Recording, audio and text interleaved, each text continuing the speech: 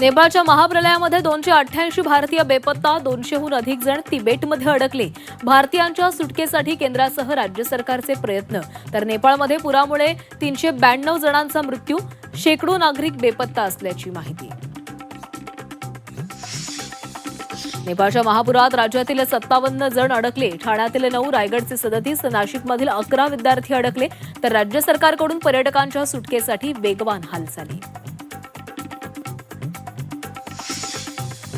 तुमच्या मुलांसाठी मी लढतोय, कुणीही घरी बसू नका, तातडीनं अंतरवालीमध्ये या. मनोज जरांगेंचं मराठा समाजाला आवाहन. तर थेट वर्षावर जाऊन आंदोलन करण्याचाही इशारा.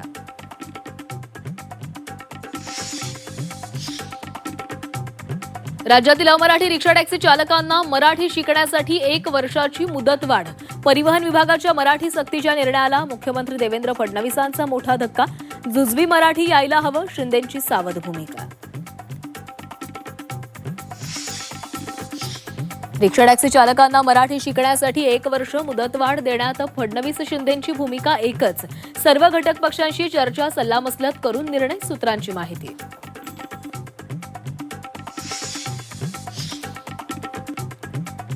मुंबई पालिकेमध्ये लवकरच शिंदेंच्या शिवसेनेचा महापौर बसणार. महायुती समन्वय समितीमध्ये 1.25 वर्षांसाठी शिवसेनेला महापौरपद देण्याचं भाजपचं आश्वासन, सूत्रांची माहिती.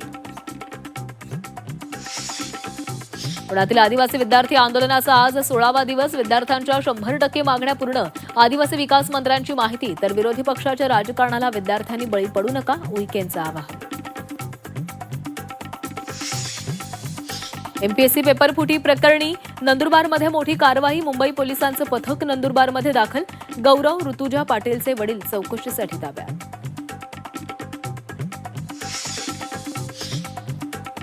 मुंबईमध्ये दूध 9 रुपयांनी महागणार. म्हशीचं दूध प्रतिलिटर 93 वरून थेट 102 रुपये. 1 सप्टेंबरपासून नवे दर लागू होणार.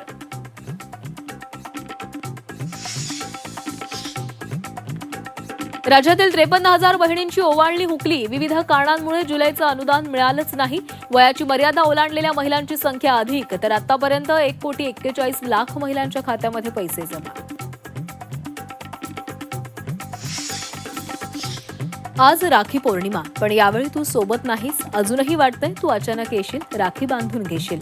खासदार सुप्रिया सुळेंची अजितदादांसाठी भावनिक पोस्ट.